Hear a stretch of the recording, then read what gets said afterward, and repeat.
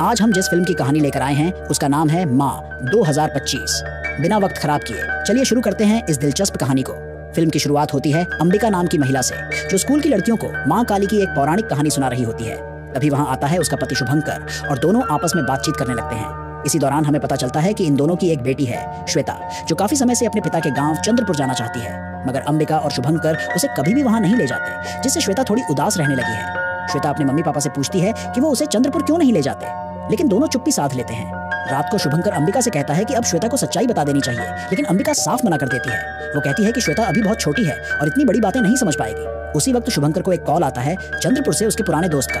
Phone पर बुरी खबर मिलती है कि शुभंकर के पापा अब इस दुनिया में नहीं रहे। ये सुनकर शुभंकर अकेले ही गांव निकल पड़ता है। जाने से पहले वो श्वेता को देखता है, मगर उसे उठाता नहीं।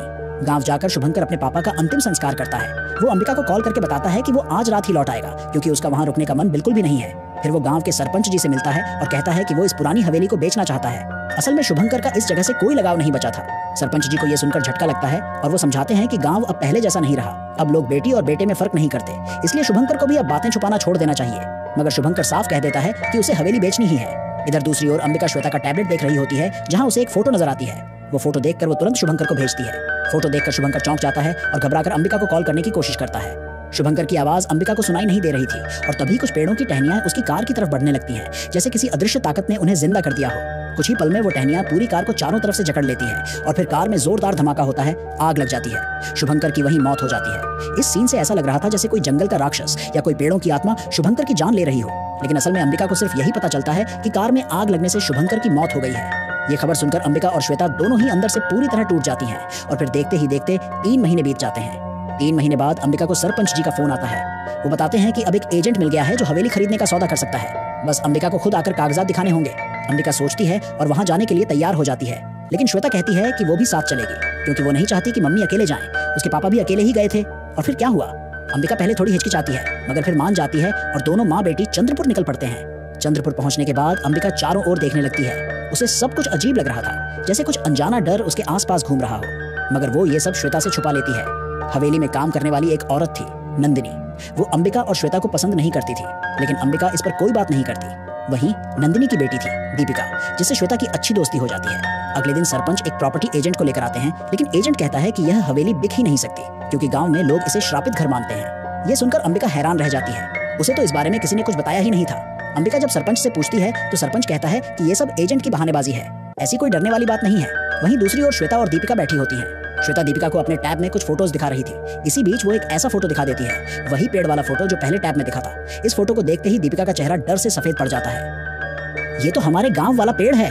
श्वेता तो खुश हो जाती है और कहती है कि उसे वो पेड़ जरूर देखना है, लेकिन दीपिका उसे रोकती है और बताती है कि उस पेड़ पर एक राक्षस रहता है और गांव का कोई भी इंसान उस पेड़ के पास जाने की हिम्मत नहीं करता। मगर श्वेता तो जिद पर अड़ी थी। वो दीपिका को जबरदस्ती अपने साथ वहां ले जाती है। वो दोनों जैसे ही उस डरावने पेड़ के पास पहुंचते हैं, अंबिका भी वहां पहुंच जाती है और श्वेता को डांटते हुए समझाती है कि वो बिना बताए कहीं ना जाए। फिर वो दोनों लड़कियों को लेकर वापस हवेली लौट आती है। जैसे ही नंदिनी को पता चलता है कि दीपिका उस पेड़ के पास गई थी, वो गुस्से से लाल हो जाती है और अपनी बेटी पर चिल्लाने लगती है।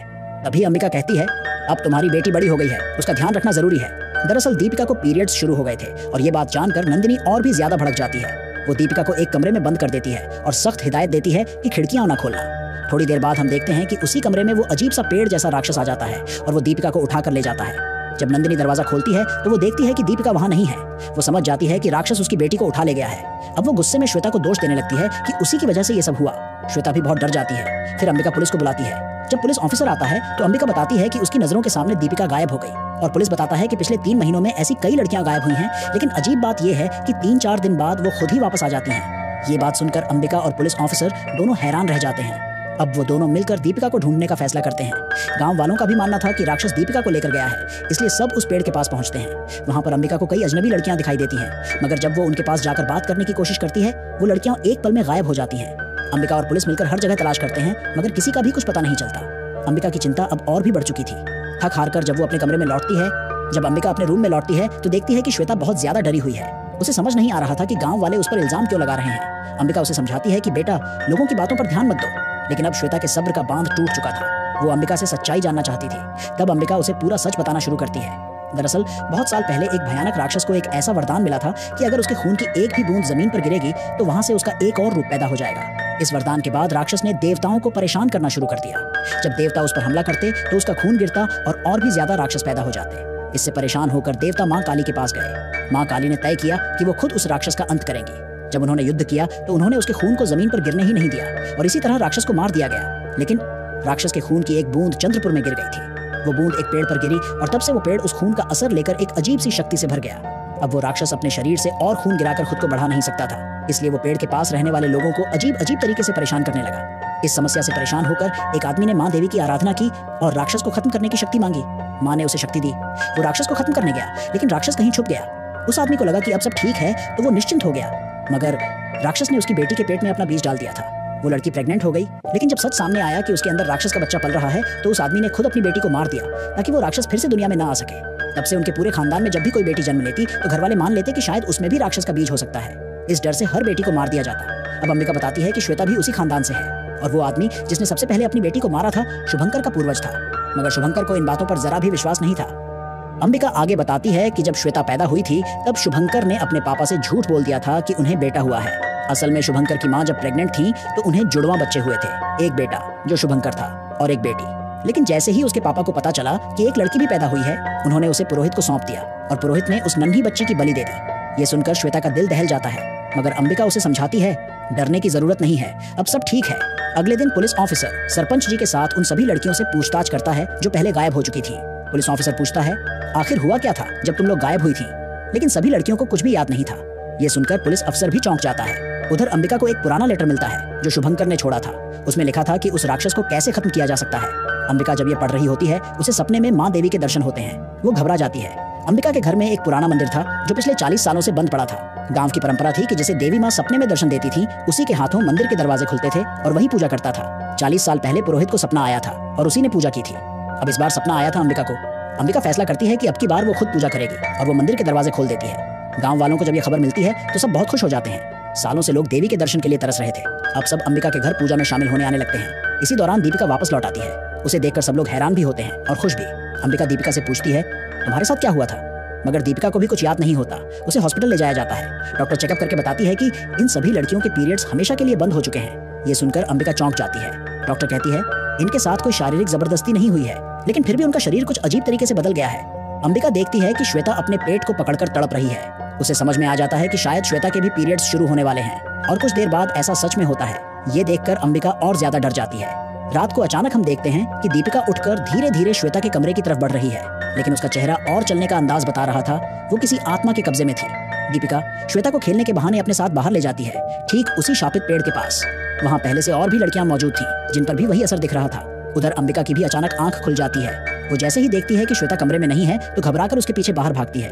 वो देखती है कि कई सारी पोजस लड़कियां श्वेता को उस पेड़ की ओर खींच कर ले जा रही थी। अंबिका उन्हें रोकने की कोशिश करती है, मगर वो सब मिलकर उस पर हमला कर देती है। किसी तरह हिम्मत जुटाकर अंबिका श्वेता को छुड़ाकर वहां से वापस लाती है, मगर श्वेता को काफी चोटें आ चुकी थी। अब अंबिका का डर सच में बदल चुका था। कुछ बहुत गड़बड़ है इस गांव में। अंबिका तुरंत फैसला लेती है कि वो अभी के अभी श्वेता को लेकर यहाँ से निकल जाएगी। अंबिका श्वेता को पैकिंग करवा रही थी कि तभी सरपंच जी आ जाते हैं। वो कहते हैं, जब तक देवी माँ की पूजा पूरी नहीं होती तुम इस गाँव से नहीं जा सकती।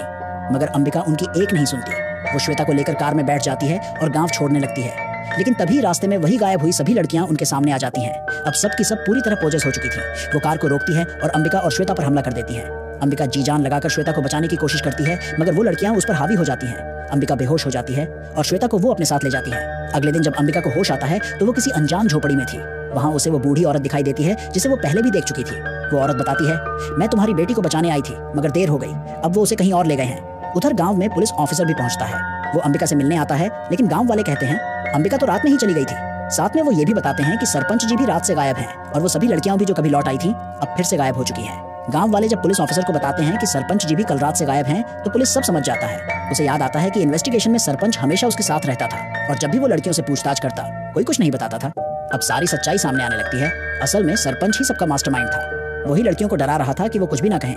उधर अंबिका को भी याद आता है कि रात वाले हमले के पीछे भी सरपंच ही था। अब वो बूढ़ी औरत जो और कोई नहीं बल्कि पूर्णिता थी, अंबिका को सरपंच की असली कहानी बताती है। पूर्णिता बताती है कि 40 साल पहले जब उसे देवी माँ की पूजा करने के लिए चुना गया था तो उसे एक बच्ची को मारने का काम सौंपा गया था, मगर उसने मना कर दिया। वो कहती है, कोई भी देवी कभी ऐसा नहीं कहेगी कि एक बच्ची को मार दो। लेकिन तब गांव में एक नौजवान लड़का था। यही लड़का आगे चलकर सरपंच बना। उसने कहा, औरतें कमजोर होती हैं, ऐसे काम उनके बस के नहीं हैं। और ये कहकर उसने खुद उस नन्ही बच्ची को मार डाला। यही उसका पहला कदम था गांव पर राज करने की ओर। इसके बाद उसने पूर्णिता के साथ जबरदस्ती भी की, मगर राक्षस को यह सब बिल्कुल भी पसंद नहीं आया। असल में वो राक्षस चाहता था कि वो बच्ची जिंदा रहे ताकि वो अपना बीज उसके अंदर डाल सके, मगर सरपंच ने उसे मार दिया। इससे राक्षस भड़क गया। तब सरपंच ने राक्षस से माफी मांगी और कहा, अब से जो तू कहेगा मैं वही करूंगा। राक्षस ने बदले में सरपंच को कुछ शक्तियां दी और कहा कि अब तुम मेरे लिए लड़कियां लाओ जिन्हें मैं इस्तेमाल कर सकूं। तभी से सरपंच हर उस लड़की को उठाकर ले जाने लगा जिसके पीरियड्स शुरू होते थे।